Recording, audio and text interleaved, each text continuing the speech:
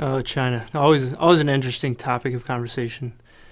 Well, the data itself showed a large drop in Chinese exports, which, as China is the second largest economy in the world, generally has an impact for the global economy.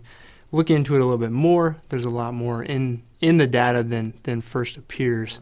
Many believe that overinflated trade data from last year is just being essentially purged out of the system this year, and that number is reflecting a trade with Hong Kong that China uses to inflate its trade data.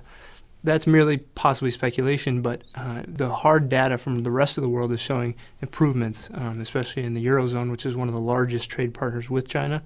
We're seeing a lot of economic activity picking up in that zone.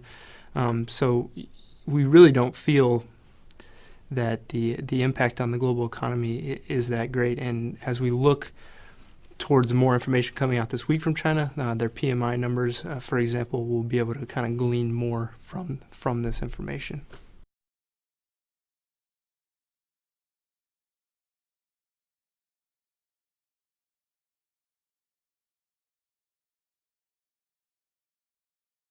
Well, typically the spring time in the markets, March and April in particular, are seasonally two of the strongest months for the market. And as I just recently wrote about in the weekly commentary, after large winter storms like this, we've seen kind of a pickup back in economic activity. So expect that to occur again.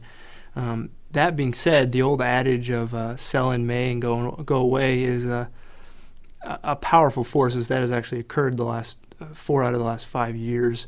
So something should be taken into account when we think about improving economic data in the United States and what the Federal Reserve is going to do with its tapering program, and how the markets are going to perceive that.